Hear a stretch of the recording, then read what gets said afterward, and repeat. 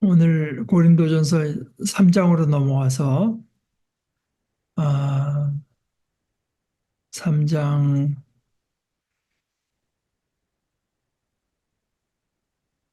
우선 처음에 넉 절만 우선 읽고 나는 뒤에 아, 다음 절로 넘어가시면 좋겠습니다. 나로서는 형제자매 여러분, 영적인 사람들에게 하듯이 여러분에게 말할 수 없었습니다. 대신 육적인 사람들, 곧 그리스도님 안에 있는 젖먹이들에게 하듯이 말했습니다. 나는 여러분에게 젖을 먹게 하고 단단한 음식은 주지 않았습니다. 여러분이 아직 단단한 음식을 소화할 수 없었으니까요. 그런데 여러분은 지금까지도 소화할 수 없습니다. 아직도 여러분은 육적인 사람입니다. 여러분 가운데 시샘과 분쟁이 있는 걸 보면 여러분이 육적인 사람 아닌가요? 사람의 방식대로 살아가고 있는 것 아닙니까? 어떤 사람은 바울 편이다 하고 다른 사람은 아폴로 편이다 하고 말할 때 여러분은 그저 사람인 것 아닌가요?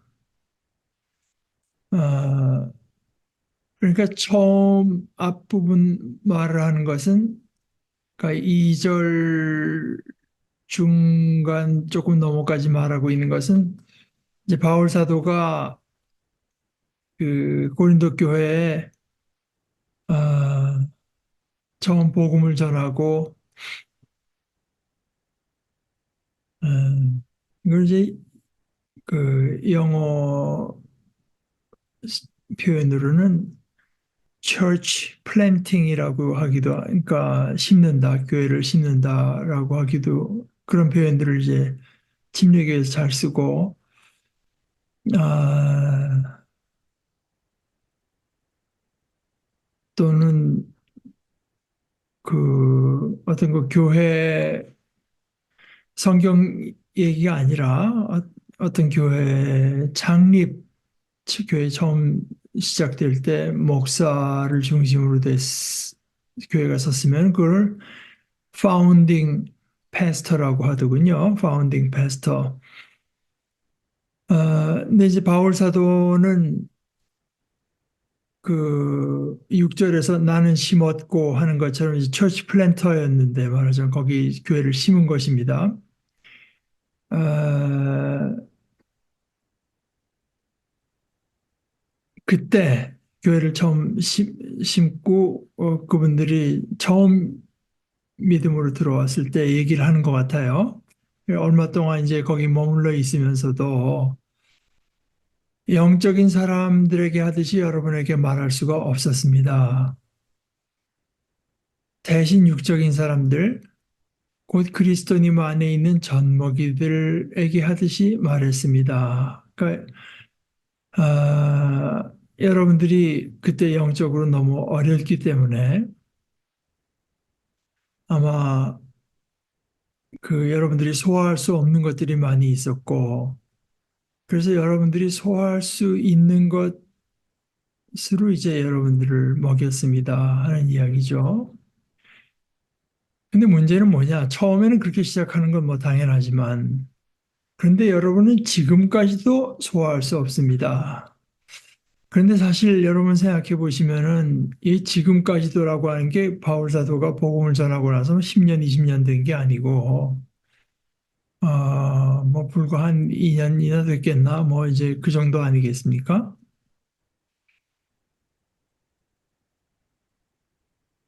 그러니까 이걸 조금 뒤집어서 생각해 보면 우리가 생각하기 2년이라고 하는 것이 뭐 어떻게 여러분들이 느낄지 모르지만 2년이면 여러분들이 많이 성장해 있어야 된다 하는 이런 이야기가 여기 들어있죠. 그러니까 조금 성숙한 진리를 받아들일 수 있고 소화할 수 있는 이제 준비가 되어 있어야 되는데 그게 안 됩니다. 그러니까 여기 그렇게 뭐 수학 공식처럼 표현되어 있지는 않지만 영적인 사람들은 곧 성숙한 사람들을 말하는 것이고 여기서 어, 어린아이 같은 사람들을 가지고 이제 육적인 사람들이라고 말을 하는 거죠. 3절에 보면 아직도 여러분은 육적인 사람입니다. 그러니까 처음에 들어섰을 때 예수를 믿는다고는 하더라도 아직도 이제 그 육적인 사람의 면모를 대부분 가지고 있은 것은 그럴 수밖에 없다고 해도 아직도 여러분이 육적인 사람이다. 그러니까 여기에는 사실은 한 뭐 2년이 됐건 뭐 얼마가 됐건 지났는데 아직도 육적인 사람 어린아이 의 상태를 벗어나지 못하고 있습니다. 그 단적으로 어디 나타나는가 하면은 여러분 가운데 시샘과 분쟁이 있는 것을 보면 그러니까 이게 처음에는 여러분 가운데 이제 파당이 있다고 말을 하면서 나는 바울에게 속했다. 나는 베드로, 게바에게 속했다. 아볼로에게 속했다. 뭐 이렇게 하니까 어떤 사람은 심지어 나는 그리스도에게 속했다.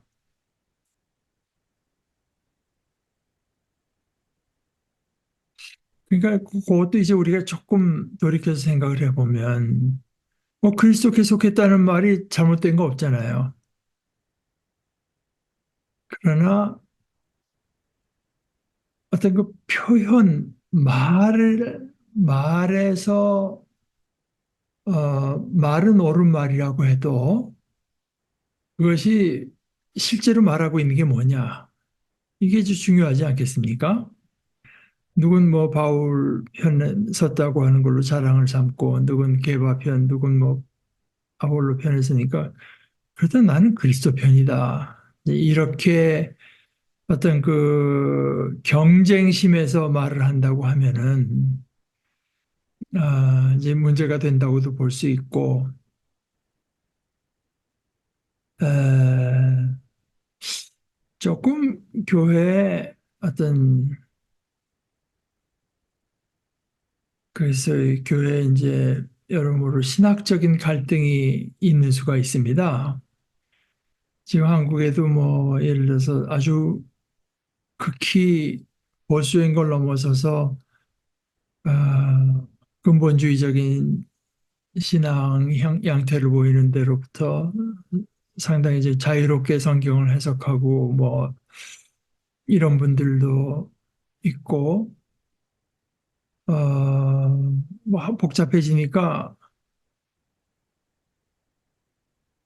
그냥 덮어놓고 믿는 게 최고야 하는 그런 사람들도 있습니다. 저는 그런 분들이 이제 나는 그리스도 편이다 하는 사람들과 일맥상통하는 것이 아닌가 이제 그렇게 생각하는데요. 어찌됐건 뭐 그러니까 여러분 가운데 그런 분쟁이 있는 것뿐만이 아니라 사실은 그 속을 들여다보면 그 분쟁이 왜 있나? 시샘이 있기 때문이다. 그러니까 사실은 바울을 내세우고 아볼로를 내세우고 베드로를 내세우고 그리스도를 내세운 데지만 아, 제가 아주 옛날에 학교 다닐 때 그 물리과대학의 종교학과에 계시던 신사훈 박사라는 분이 그때 이 귀절 갖고 어디 글을 쓰면서 이건 제 기억이 보면 컬렉티브 이고라 그러나 컬렉티브 셀프라 그랬나 이제 사실은 바울에게 묻어서 이 자기를 내세우는 거다 이거죠. 베드로를 내세운 데지만 베드로를 방편 삼아서 자기를 이제 주장하는 거다. 그러니까 결국 그 시샘이 그 가운데 있다고 하는 거니까 있는 걸 보면 여러분이 육적인 사람 아닌가요? 사람의 방식대로 살아가고 있는 것 아닙니까? 그러니까 여기서 사람의 방식대로 살아간다는 말과 육에 속한 사람이 뭐 이제 같은 뜻으로 어, 쓰여졌죠. 어떤 사람은 나는 바울 편이다 하고 다른 사람은 나는 아볼로 편이다 하고 말할 때 여러분이 그저 사람, 뭐 그리스도의 은혜, 어, 그 세례, 침례를 받음으로 그리스도의 사람으로 되고 어, 그 그리스도의 말씀대로 살아가고 그리스도의 법을 나의 법 삼고 살아가는 그런 사람이 아니라 그냥 사람인 것 아닙니까? 아,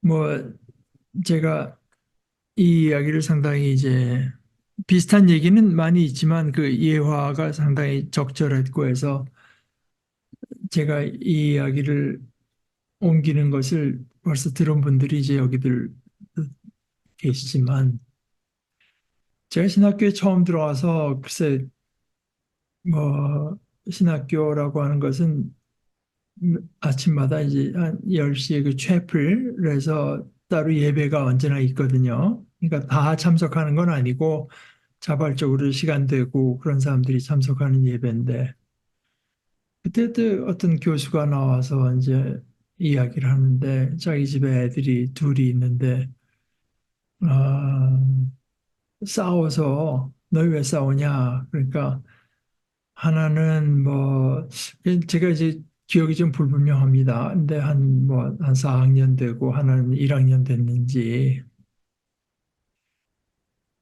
1학년 된 아이가 들어가서 이제 영어 스펠링을 읽는 걸 배우고 나니까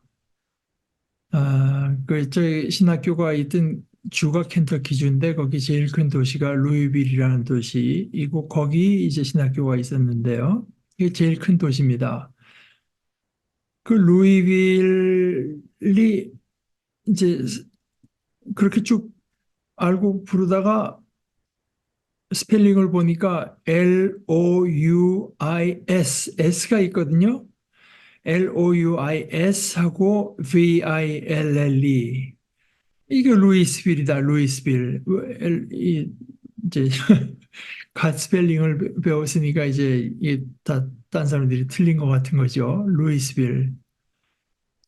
근데 이제 그 형은 이제 그 학교에서 뭐 좀 배운 것도 있고 해서 그거는 그게 아마 그 프랑스의 그 루이 14세인가 그러니까 프랑스어에서는 그 S자가 묵음이 되니까 그것도 스펠링은 같지만 아 그래서 루이빌 S가 묵음이라서 그 프랑스 왕의 이름을 따서 근데 그 똑같은 스펠링인데 그게 켄터키주가 아니고 콜로라도에 제 친구가 살고 있는 도시 이름도 그런데 거기서는 또 루이스빌이라고 부른다고 해요.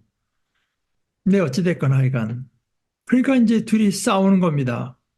둘 다 정신을 갖고 싸우는 거예요. 그러니까 사실 그 둘 사이에서는 형의 지식이 맞죠. 루이빌. 그랬는데 이 교수가 이렇게 듣다 보니까 그게 싸움이 왜 생겼냐 하면은 켄터키라는 주의 수도, 그 주마다 수도가 있거든요. 그 이름이 루이빌이다, 루이스빌이다라고 싸우고 있더래요. 근데 사실 이제 켄터키 주에서 제일 큰 도시는 루이빌이지만 그 도청 소재지가 있는 그 도시 이름은 프랑크푸르트입니다. 그러니까 엉뚱한 거 갖고 싸우는 거예요. 둘 다 틀린 거죠.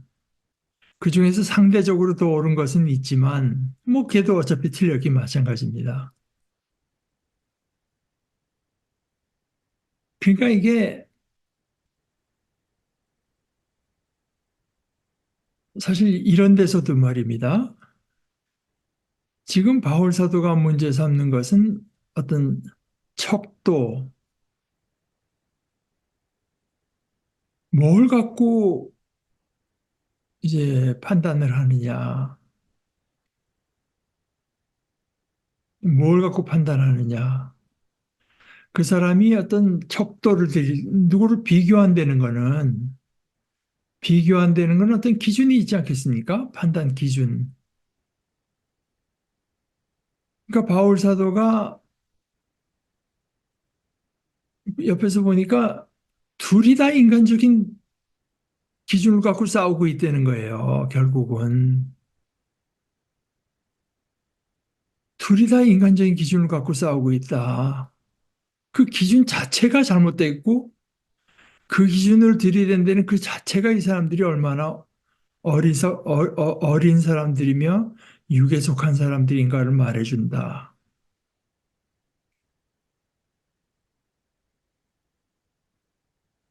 그러니까 그 어떤 판단을 할 때 그 판단 기준 또는 뭘 잴 때 그 척도 이것이 사실은 우리가 영적인 사람인가 육적인 사람인가를 말해주는 것이지 인간적인 비적 기준, 육적인 기준을 갖고 나서는 비교를 하다 보니 거기에 시샘과 분쟁이 일어나고 있는 모습을 볼 때 그걸 갖고 싸운다는 자체가 여러분들의 기준, 척도가 바뀌지 않았다. 기준과 척도 자체가 잘못됐다고 하는 것을 이제 아, 말해준다. 그런 얘기죠. 근데 그것이 다만 고린도 교회에 국한된 얘기겠습니까?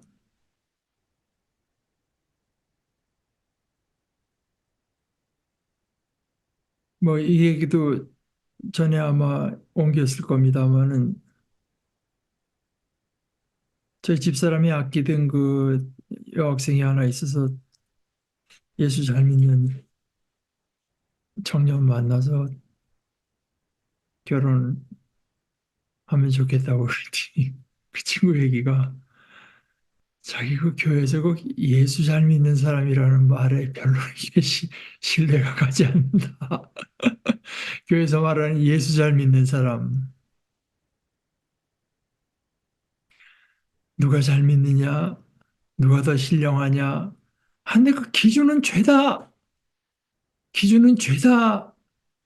어떤 육적인 기준을 들이대는 것이라면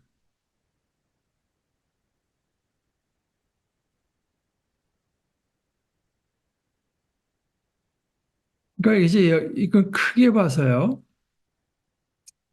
어, 우선 결론부터 말하면 한 두 가지가 이제 어떤 드러나는 것 같습니다. 첫째는 이것이 이제 고린도서의 전체에 해당되는 문제인데요. 누가 더 영적이다. 사실 이것은 한국 교회도 그대로 적용되는 뭐 고린도 그때야 그 사람들이야 뭐 고린도서 같은 게 없다가 처음 받았다고 해도 한국 교회는 뭐 이 성경을 다 받고 다 공부하고 안다고 하면서도 한국 교회에서 소위 신령하다, 영적이다 하는 말을 쓸 때 과연 성경이 말을 하는 것, 특히 바울 사도가 여기서 이렇게 영적, 육적을 말을 하면서 말하는 것과 같은 의미를 갖고 쓰고 있느냐. 여전히 오히려 고린도 교인들과 똑같은 모습을 지니고 있는 것은 아닌가. 사실 아까 두 가지를 했지만 여기서 바울 사도가 여기서도 말을 하다가 이제 나중에 12, 13, 14장 가면서 본격적으로 말을 하는 것은 누가 뭐 그야말로 남들이 가지지 못한 그 희한한 은사를 받아서 뭐 신비한 언어 방언도 뭐 천국 방언 같은 것도 자주 하고 그냥 탁 보면은 성경 구절이 따다닥 떠오르고 그 사람이 어떤 하나님의 예언의 은사를 받아서 그 사람의 지금 영적인 상태를 다 살펴볼 수 있고 그런 것이 아니라 내가 받은 것이 어떤 것이건 간에 그걸 갖고 내 형제 자매를 세워주는데 내 형제 자매가 믿음에 더 잘 설 수 있게 하기 위해서 늘 그것을 이제 아, 은사를 사모한다고 해도 그럴 목적으로 그것을 사모하고 그렇게 그것을 쓸 수 있는 사람. 그러니까 사랑, 그래서 이제 사랑이 등장하는 건데요. 어, 영적인 사람 이퀄 성숙한 사람 이퀄 사랑의 사람입니다. 그러니까 고린도서에서는 특별히 이제 사랑이라고 할 때 그 형제 자매의 유익을 구하는 것을 이제 사랑이라고 많이 표현하죠. 어, 그것을 그러니까 공동체적인 태도, 공동체로서의 이제 그 공동체의 한 그 지체로서 형제 자매를 대하고 늘 그들을 생각하고 그들을 위하는 것. 그러니까 사실은 뭐 방언 예언도 마찬가지지만 성찬식에서도 마찬가지입니다. 그러니까 우리가 성경 공부를 하면서 우리 자신을 이제 이 내용을 우리 자신 안에 내면화하려고 할 때 이제 그런 그 성찬식에 대한 것도 그러니까 뭐 그때 가서 다시 말씀을 드리겠지만 아니 이게 뭐 보니까 돈이 좀 있는 사람들은 먼저 뭐 포도주니 뭐 먹을 거 갖고 와서 먼저 먹는단 말입니다. 그러니까 생활에 바쁜 사람들은 시간을 지켜서 못 오고 나중에 오니까 벌써 자기와 먼저 온 사람들 사이에 그 사회적인 격차가 있다고 하는 것이 드러나는 것도 그렇지만 저쪽 사람들 먼저 다 취하고 술에 취했어요 보니까 그러니까 뒤에 온 사람 먹을 것과 마실 것이 없었는지도 모르죠. 그때 이제 바울 사도가 뭐라고 말을 하는가 하면은 이제 그래서 나온 말이 하나님의 성찬을 받을 때 아, 그 이제 그런 상태로 받으면은 당신의 죄를 먹고 마시는 것이다.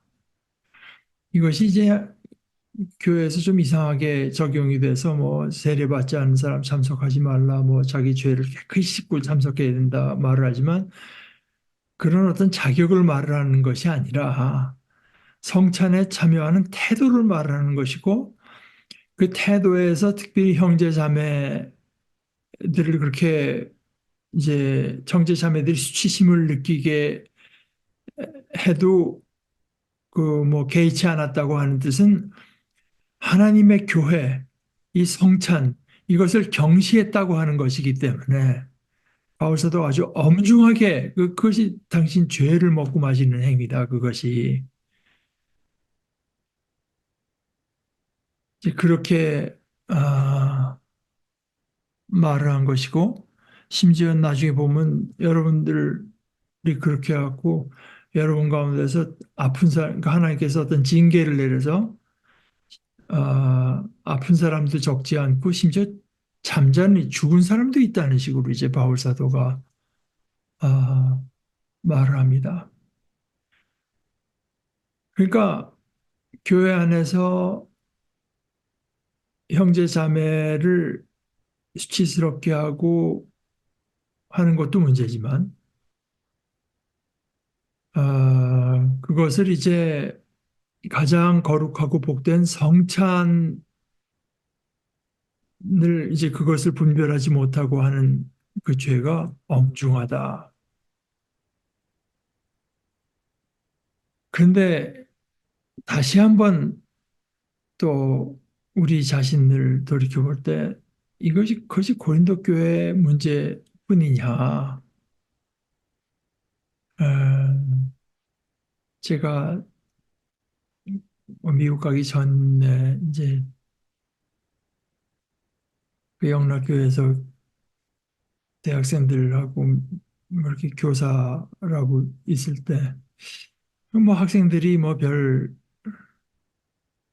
아직은 이제 그런 생각이 없죠. 근데 소위 그 학생회라고 해서 아이들이 수고하니까, 어, 거기 또 뭐 부장, 부감 세운 그 돈의 여유가 있는 집사님이나 장로님들이 걔들 수고한다고 이제 점심을 사주기도 하고, 그러니까 걔네들은 또 그렇게 배웠으니까 당연히 그렇게 하는 건 줄 알고 그게 몇 번 지속되니까 은근히 기대를 하더라고, 기대를. 이 부장님, 이 부감님 우리한테 점심 식사 안 사주나, 우리 중국집에 안 데려가시나.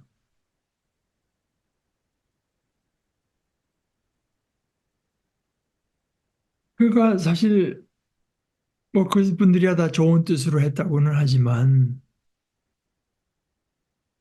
교회만 들어서 좀 순수한 열심만 있고 생활이 어려운 분들인 것 같으면은 그런 요구를 받으면은 본인의 어떤 자격지심이나 좀 초라함을 느끼지 않겠습니까?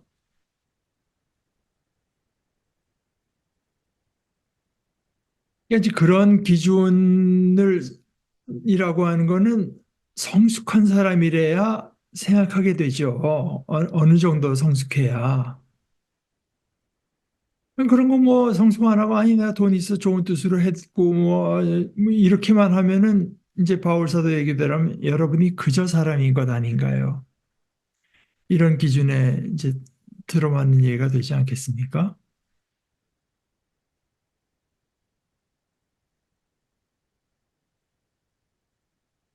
이 고린도서에 나중에 나오는 얘기지만 악에는 어린아이가 되고 생각하는 것에는 성숙한 사람, 장성한 사람이 되어야 됩니다.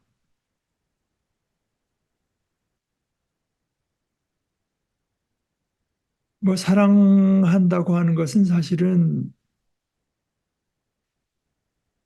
그런 생각을 일부러 하는 거죠. 또 사실 조금만 생각해 보면 그것이 맞는 이야기고. 게다가 이제 교회가 이건 뭐 틀림없이 타락해서 나타나는 현상에 뭐 그런 것이 다 쌓여서 된 거라고 봅니다, 저는.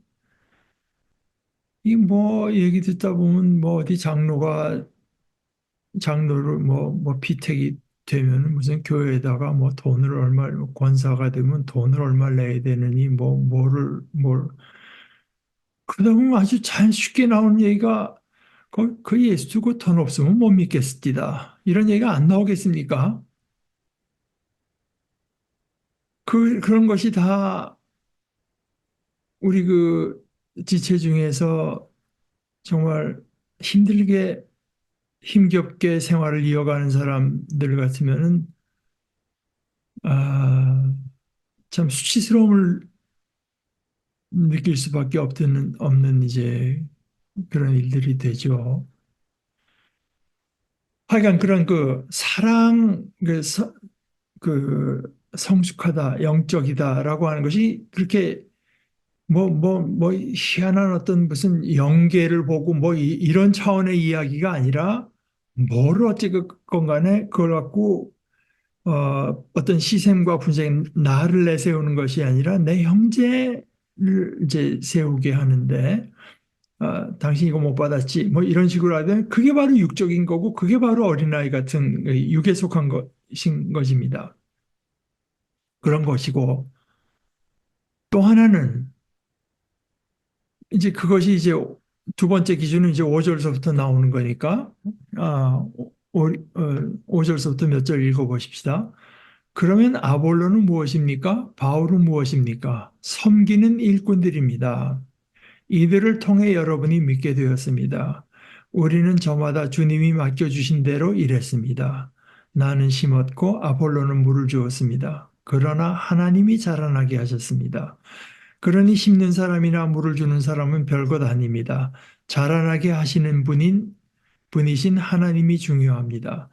심는 사람과 물을 주는 사람은 매 한 가지입니다.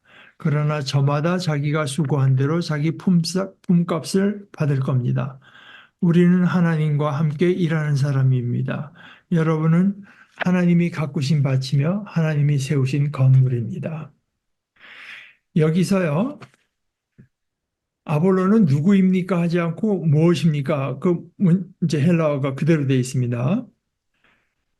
그러니까 이것은 이제 제가 여러분께 권해드린 그 성경 해설에 이제 잘 표현이 되어 있는데 바울 사도가 여기서 일부러 누구라는 말 대신에 무엇입니까? 무엇이라는 말로 묻는다. 일부러 깎아내리는 어투를 쓴 것이다.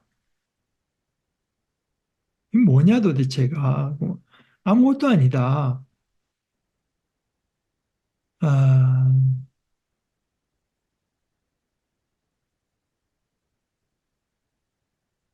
아무것도 아닌 건 아니죠. 이들을 통해서 여러분이 믿게 됐는데 사실은 그 모든 일을 오케스트레이트하고 계획을 세우고 이제 그 주인 노릇을 해오신 분은 주님이고 주님께서 맡겨주신 대로 일한 것일 따릅니다. 우리가 와서 말씀을 전하고 가르친 것 다 주님께서 이제 우리를 써서 하신 일이라서 나는 심었고 아폴로는 물을 처음에 처치 플랜팅 교회를 세우니까 아폴로 와서 잘 가르치고 해서 물을 줬는데 그러나 하나님이 자라나게 하셨습니다. 그러니까 그 실제적인 일이 일어난 것은 내가 아무리 심고 물을 줘도 그 살아남지 못하고 자라나지 못하면 그, 아무것도 아니잖아요. 그렇게 실제로 내가 심고 아폴로가 물을 준 것이 실제 어떤 효과로 나타나게 하신 것은 하나님께서 하시는 일이다. 그렇게 볼 때, 그렇게 볼 때 심는 사람이나 물을 주는 사람은 별것 아닙니다. 그 속에 바울에게 무슨 생명이 있는 것도 아니고, 아폴로에게 생명이 있는 것도 아니고, 그 생명, 그 힘은 하나님께만 있는 것이고, 자라나게 하시는 분이신 하나님, 자라나게 하시는 분이신 하나님이 중요합니다.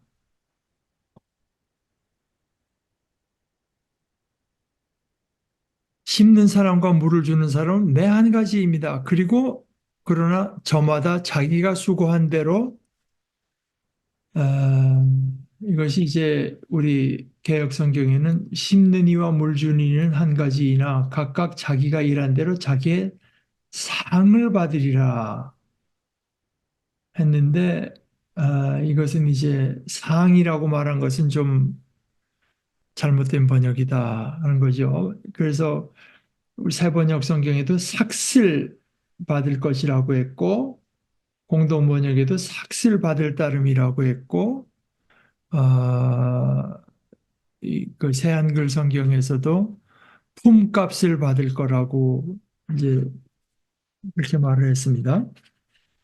어, 그 영어로 말하면은 그래서 1등, 2등 막 달려가고 1등 하는 사람한테 내려준 어떤 프라이즈가 아니라 여기 이제 헬라어로 쓰인 그 권영경 교수의 표현이 미소스라고 하는 이 단어는 품삯이나 보상 혹은 갚아줌을 의미하는 단어다. 영어로는 pay, 뭐 wages, 뭐 reward 이런 건데요.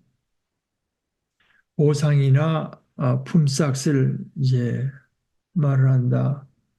그러니까 원래 그 단어적인 뜻은 뭐를 했을 때 거기에 상응하는 뭐를 주는 거를 이제 말을 하는 겁니다.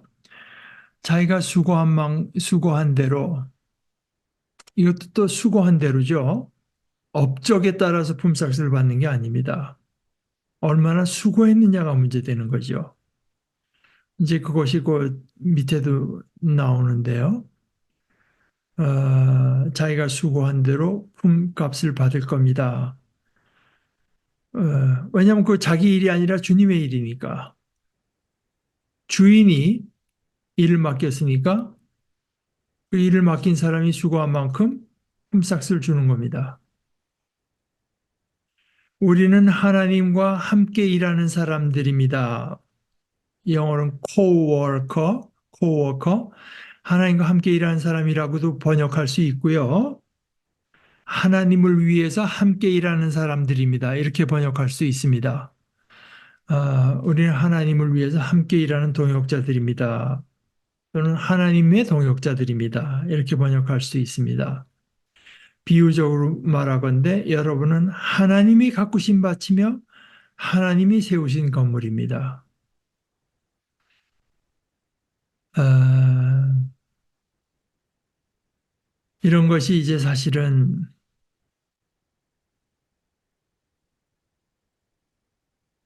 어,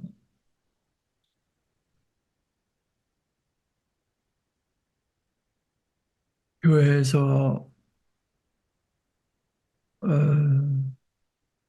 많이 현실에 있어서 현실에 있어서 많이 왜곡될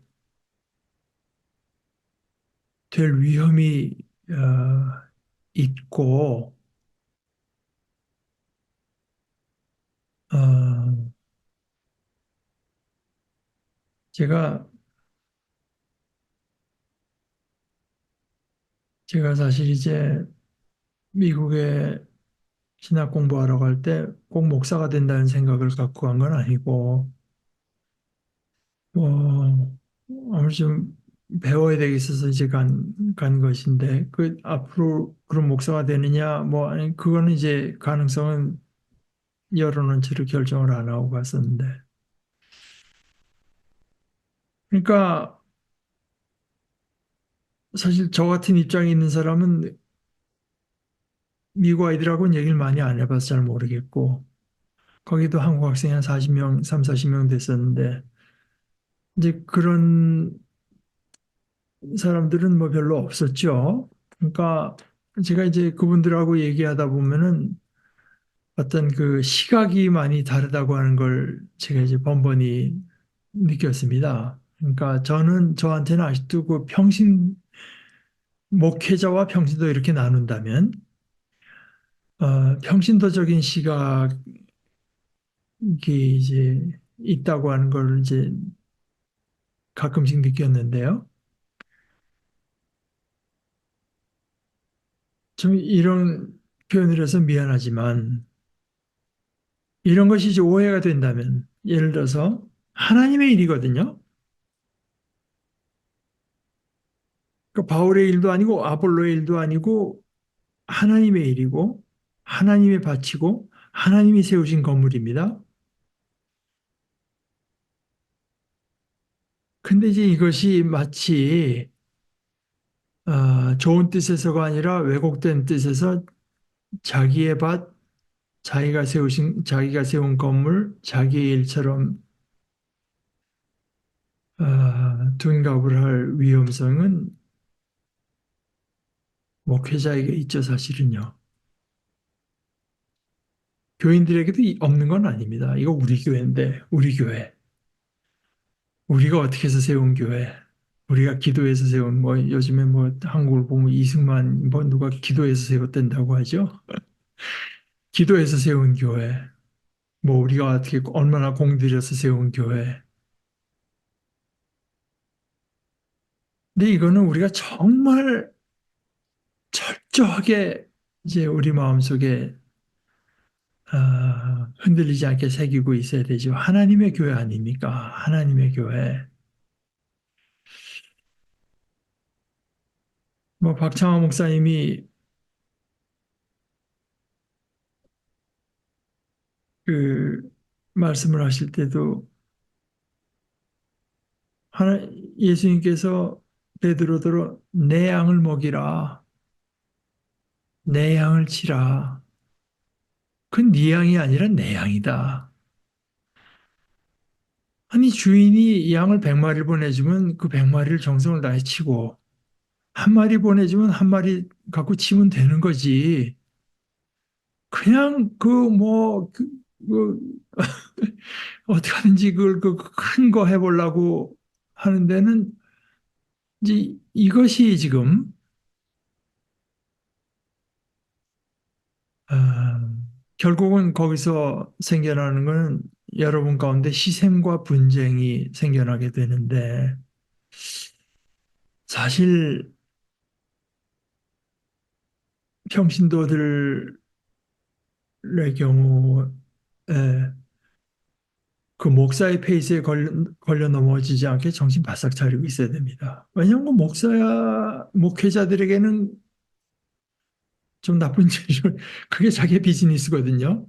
자기의 성취, 아, 자기 일, 자기 업적, 뭐 이렇게 될 위험성이 뭐 평신도들에게 없는 거 아니지만 주로 이제 그 위험성은 목사에게 제일 크다고 봐야 되죠.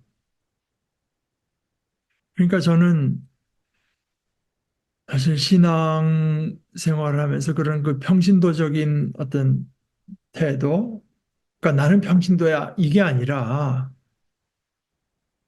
제가 지금 말씀드린 것처럼 그 뭐 목회자 중에 물론 저 자신이 이제 훌륭한 목회자들에게 배운 바가 제일 크지만 어, 그런 훌륭한 목회자는 제 여태까지 경험으로 보면은 사실은 소수고 거기에 너무나 많은 그 인간적인 그 유혹과 욕심과 야망 거기 말려들면 안 됩니다.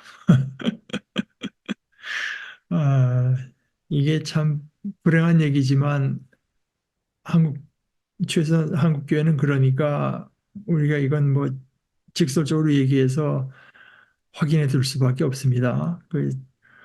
제 동창 하나가 장로로 선거에서 뽑히니까 그 제법 큰 교회고 목사님이 신학도 공부하고 신학도 가르치던 분인데 아,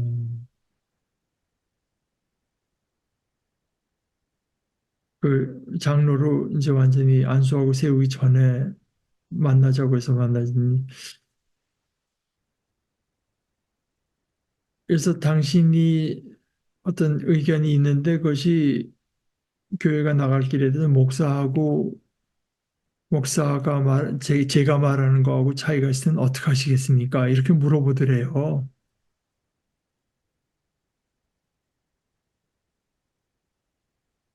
이제 거기 있던 제 다른 동창 하나가 그 친구 이제 미국에서 쭉 살던 친구인데 근데 그 대답에 앞서서 네가 뭐라고 대답했냐에 앞서서 그걸 그분이 왜 물어보냐? 근데 사실 그 현실이 그런 것 같아요. 제가 보기에는. 아,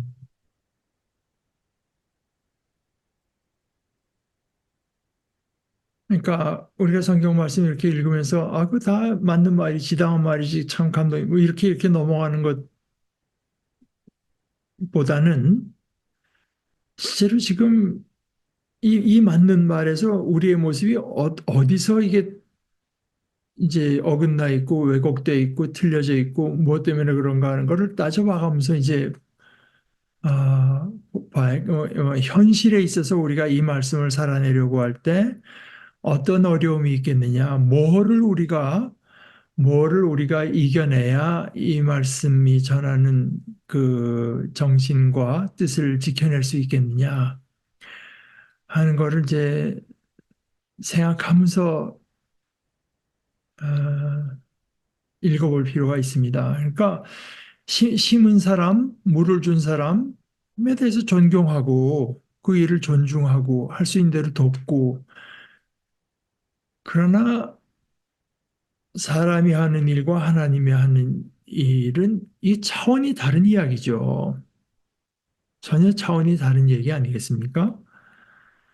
그리고 이것이 하나님의 일이라고 하는 것, 그리고 구절 후반에서 이제 분명하게 말하듯이 하나님이 가꾸신 밭이고 하나님이 세우신 건물이라고 하는 것, 아, 이것을 이제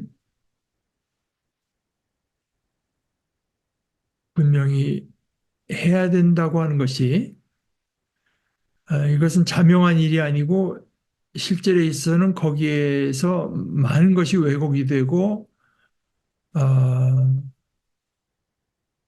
또 실제로 어, 좀 추악한 모습을 드러내게 된다고 하는 것. 이제 그것을 근데 또 반대의 위험은 하나님만이 다다. 이제 그러면서 심는 사람, 물을 주는 사람은 아무것도 아니다. 별것 아니지 아무것도 아닌 것은 아닙니다. 그러니까 심는 사람과 물을 주는 사람이 잘 심고 잘 물을 주는 활동을 할 수 있도록 그 일을 존중하고 서포트하는 일은 할 필요가 있죠, 당연히. 그러나 심는 사람, 물을 주는 사람으로서 하는 거지. 마치 내가 뭐 이렇게 하는 것이 저 목사님의 그 사업을 이제 아, 그건 아니죠. 그건 이제 사실 바울과 아볼로만 말했지만 우리 모두가 다 하나님과 함께 일하는 동역자들이고 또 다른 식으로 말하면 하나님을 위해서 우리 함께 다 일하는 이제 동역자들이라고 말하는 게 옳죠. 지금 뭐 목회자의 문제가 너무 이제 심각하니까 생각해 목회자라고 하는 것은 성경적인 또 신학적인 훈련을 받아서 그걸 가지고 이제 자기 일을 하는 사람이고 또 뭐 사람마다 받은 은사가 다 다르니까요. 이제 또 다른 걸 갖고 이제 교회를 세우고 섬기고 서로 간에 어떤 그 세워주는 일을 이제 하는 그것이 이제 다만 여기 고린도 교회에서 딱 보다시피 그 교인 중에 누구를 해서 나는 누구 편이다 하진 않잖아요. 교회가 분쟁이 생기고 시샘이 생길 때 그 지도자들을 내세우면서 지도자들을 방편으로 해서 이제 교회가 갈라지기도 하고 분쟁이 생기기도 하고 시샘이 생기기도 어쩌면 그 속에 시샘과 분쟁이 이미 있으나 이제 이런 어떤 지도자들을 방편으로 해서 세우는 거라고도 할 수가 있지만 어찌됐건 이제 그런 양태로 나타나는 걸 볼 때 그것이 말해주는 건 뭐냐? 여러분의 상태가 아직도 육에 속해 있는 자요. 아직도 어린아이들이고 아직도 그저 사람, 온전히 그리스도의 사람이라기보다는 그저 사람이라고 이제 에, 보는 거죠. 그러니까 뭐가 아니라고만 말을 할 뿐 아니라 우리를 무엇으로 볼 필요가 있느냐 하는 얘기를 해주는 것도 참 바울 사도의 아주 뛰어난 이 목회라고 보는데 아볼론 뭐고 바울은 뭡니까? 섬기는 일꾼들입니다. 섬기는 일꾼들 이렇게 생각해야 됩니다. 이제 여기서 김세윤 교수가 지적한 것은 신약 성경에서 이제 이 섬기는 일꾼들과 이 섬기는 일꾼들이라고 하는 것은 서버 그러니까 저희 제 학교 다닐 때 신약 교수 하나가 아주 자주 강조하는 말인데요. 집사가 영어로 디컨인데 디컨 그 디컨이 헬라어 디아코노스라고 하는 말에서 이제 나온 말입니다. 그 디컨이라고 하는 것이 그 말 뜻은 뭐냐면은 발에 늘 흙먼지가 묻어 있는 사람들, dirty feet, dirty feet, 섬기는 사람들이다 이겁니다. 이거 뭐 사실 참 말하기도 참 부끄러운 고 뭐 교회들 보니까 무슨 장로들이 어디 밥 먹으러 놀러 가면 안수이사에 따라다니면서 거기를 뭐 밥값을 내고 뭐 도무지 이게 야 그분들은 이제 그 다음번에 또 자기도 장로들 어떻게 꾸미는 것이고 이게 뭐 교회라고 하는 걸 뭘로 이해를 하는 건지 도무지 알 수가 없는 아 건데 섬기는 일꾼들입니다. 그래서 김세윤 교수가 이렇게 말해요. 신약 성경에서 쓰는 이 교회 직분에 대한 칭호를 살펴보면 교회 직분에 대해서 칭호들을 쓰는데요. 참 어떻게 보면 놀라운 현상을 발견합니다. 당시에도 어떤 그 관직을 지칭하는 헬라어들이 몇 있었는데요. 아르케라든가 티메라든가 텔로스, 우리말로 하자면 장자리, 뭐 당회장, 뭐 무슨 그런 그를 로마나 유대 관리들에게는 다 적용해서 써요. 세상의 그 직종에는. 그러나 그리스도의 교회 안에서의 직분이나 사역자에게는 일체 적용하지 않습니다. 이건 일부러 적용하지 않은 거예요. 일부러 피한 겁니다. 반면 교회 안에 다양한 직분을 구별 없이 모두 그 섬기는 일을 디아코니아, 섬김이라고 하고 아까 그 더디 피트 그겁니다.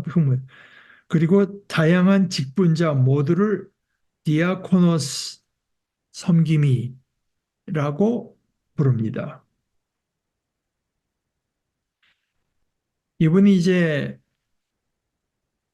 사실 얼마 전에 뭐 듣다 보니까 어떤 분이 그 뭐 이렇게 강의하면서 얘기하다가 어떤 작품 같은 걸 보고 뭐가 있는 거를 발견하고 말하는 거는 어렵지 않지만 그 작품에 뭐가 없다. 이것을 말하려면 상당히 전문적인 식견이 있어야 된다고 말을 하는 건데, 하는 걸 들었는데, 이제 김세윤 교수가 옛날에 한번 지적한 거 제가 기억하는 걸로는 신약 성경에 에로스라고 하는 말이 없다. 에로스.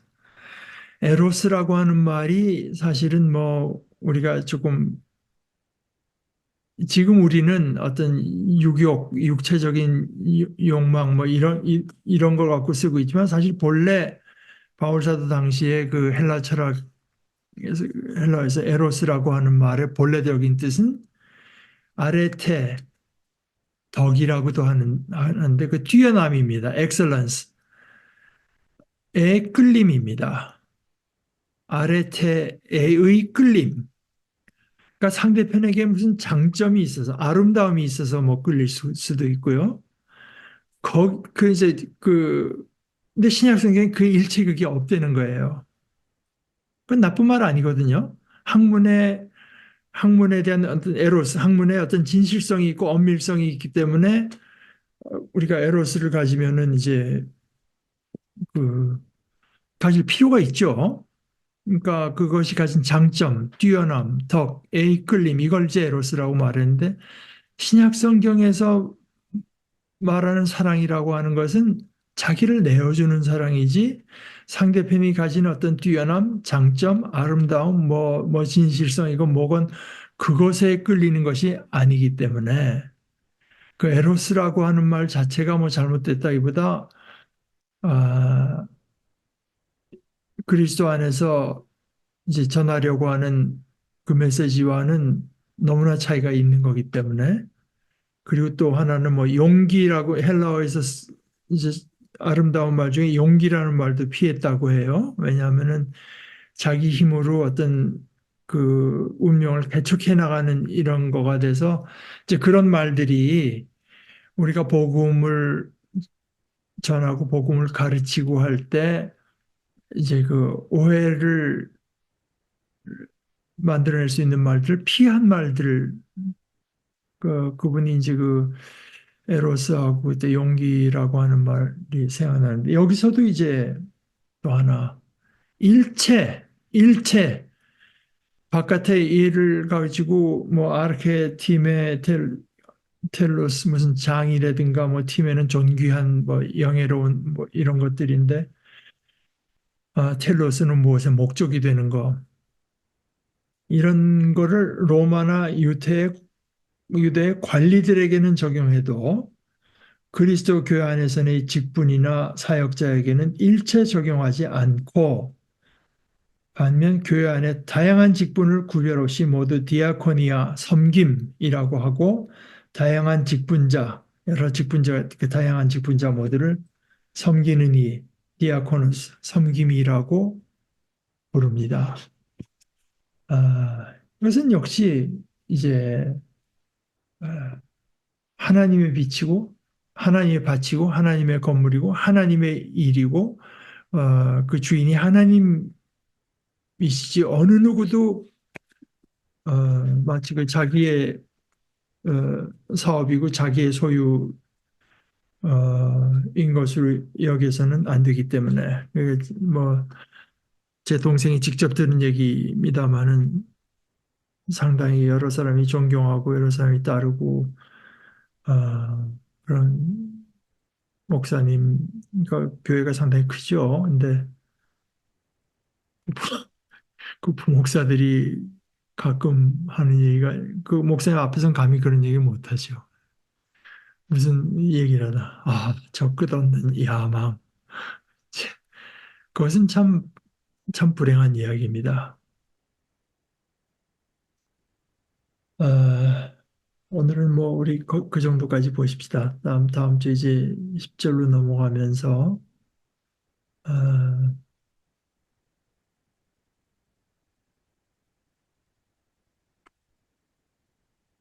이어가면 되겠습니다. 자, 우리 같이 기도하실까요? 하나님 아버지, 저희를 하나님의 밭 삼으시고 하나님의 건축물 삼으셔서 이런 충성되고 지혜로운 일꾼들을 저희를 위해서 보내주셔서 저희들을 길러내시고 저희들을 아버지의 자녀, 다운 자녀로 빚어가 주시는 아버지의 은혜를 감사합니다. 저희를 향해서 이런 아버지의 크고 거룩하신 또 지혜로운 뜻이 있는 것을 저희들이 믿고 그에 합당하게, 그에 가장 합당하게 아버지를 사랑하고 아버지를 사모하고 또 수고하는 여러 일꾼들을 귀하게 여기는 저희들 되도록 저희들의 마음속에 참 큰 지혜, 흔들리지 않는 지혜를 더하여 주시옵소서.